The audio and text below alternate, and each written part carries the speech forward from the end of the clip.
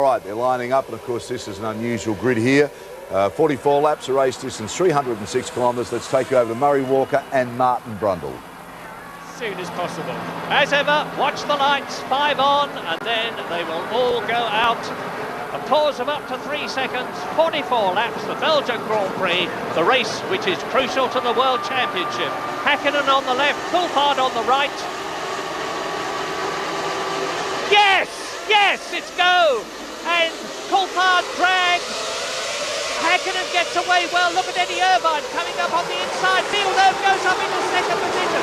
Schumacher is down into about 6th position. Bad start by the Ferrari. Great start by Eddie Irvine. Villeneuve. Look at Villeneuve. And into the wall. Who was that? Coulthard in the wall. David Coulthard into the wall. They'll stop the race. They'll have to red flag this. Terrible. Look, oh, this is quite appalling. This is the worst start for a Grand Prix that I have ever seen in the whole of my life. Total carnage. David Coulthard went off up the hill very early on, and then they just all piled into him in the poor visibility, and they have no ability to stop. The tyres are cold, and everything locks up, and he just absolutely slides straight into the accident. Yeah, the race stopped, of course. Sala, you saw, walk away, and he had a gigantic crash yesterday. Well, it's going to take an enormous time to clear all this lot up.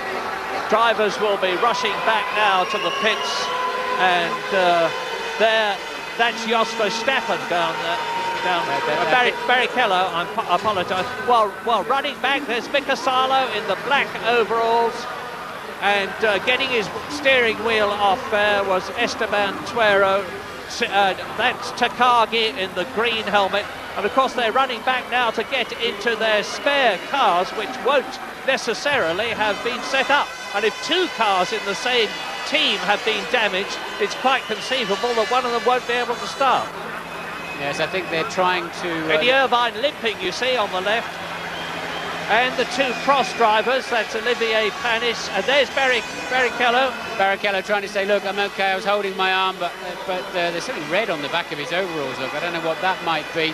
I don't think it's blood, but there's something very much red on there. The two cross, both in the action, but Barrichello, they're saying, look, no, I'm fine, I want to get back and get into the spare car. But that is an incredible carnage. I think it started with David Coulthard getting on the power and losing the back end straight into the wall. That's Coulthard's car. But that was hit several times, Murray, after he hit the wall. Now watch it now, look, David Coulthard over on the your right of the picture, swings across and just lights up the rear wheels, had a big frontal impact into the wall anyway. And now the real action starts. David goes over to the other side, and then in the middle, somebody's braking. Eddie Irvine gets caught up in the Benetton, and they just keep smashing into each other. Look at Salo's car, his second big accident of the weekend, and then after that, total carnage. Nothing they can do. But Rosset just smashing into the back of the lot of them. Big accident. Damon Hill got through all that lot all right. See, there is Tuero in the background. The problem is, of course, when you're going at that speed on a slippery track and you've got no traction at all and a lot of power going through, there is absolutely nothing you can do about it. The 2 cross drivers talking to each other as they're climbing up the hill. I'd be inclined to be the first one back to the pits and jump in one of them. I had this situation once at Brabham. You've got to get back and be the first one there. There's only one spare car. The spare Prost is actually set up for Jarno Trulli, who started higher on the grid. He started from 13th place on the grid. And so Olivier Panis, who was 15th, probably won't have first claim. And I doubt they'll give Irvine the spare Ferrari in case Michael Schumacher needs it on the next restart. So Irvine could well be out of this race. As Jos Verstappen drives in, we saw him just missing a bit of debris, but you noticed the right rear tyre looked to me as though he got a puncture. Olivier Panis on the right, Jarno Trulli on the left. They're both perfectly all right, mercifully. But as I say, it's all hands to the pump now for the marshals and all the people who are responsible for operating the cranes of the heavy lifting equipment, who've got to get the cars clear. Johnny Herbert running back to get in the Sauber.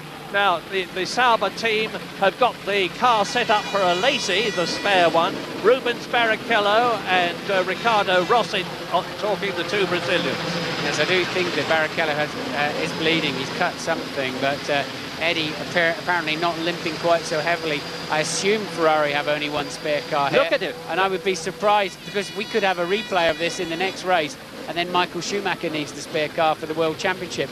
So I'd be surprised if they let Irvine have that car. Well, there's no doubt about the fact that his car won't be restarting. Very, very badly damaged on the left rear. Jackie Stewart talking to Rubens Barrichello, the senior of his two drivers, and Eddie Irvine on the right talks with Jean Todt, the Ferrari team boss. Now, what's Todt saying to Eddie Irvine? Is he saying, get in the spare car, Eddie, or is he saying, sorry, not for you? We've got to hold it for Michael. I'm not sure what the rule is on this. Can they actually stop him from taking part in the race if there's a car available for him? I doubt there is a rule to cover that eventuality. I think that'll be a team situation. Well, here we go again. Damon Hill had a very poor start in third place. Straight down towards us, you see Mika Hakkinen on in front, Eddie Irvine coming through, and Coulthard is behind Hakkinen. Eddie Irvine dives up to the right, and Villeneuve goes through on the left.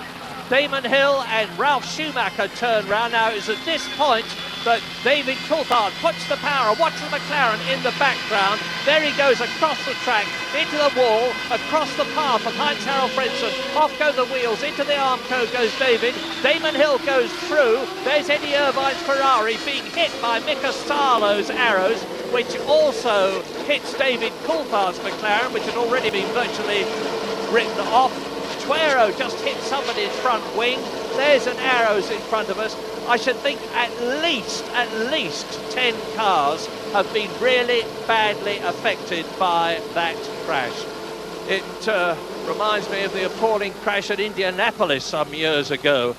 But mercifully, no, Eddie looking very quiet and calm in the pits. Does that mean he's not starting, or that he's just getting himself together to restart? Well, there are other cars at the end of the pit lane. Truly's managed to get himself into Prost. We can see Wirtz at the end of the pit lane, ready to rejoin. They should be allowed to go round and reform on the grid, because obviously the race was stopped before the end of the first complete lap. So it's a whole new race, and now we'll have to see. I didn't see any sign of Eddie Irvine preparing to get in the T car. Normally there'd be frantic activity, and well, there's so many. That car's one of the Benettons. I thought I saw some flames in the back of it. I thought I saw some flames coming out, just creeping out behind the bodywork there. The point is that it's happened once. There's no reason, to be honest, why it shouldn't happen again. But James Allen's got some news for it. What is it, James? Well, I'm down at the scene of the accident now. There are, as I count, 9 cars that have been damaged in this incident.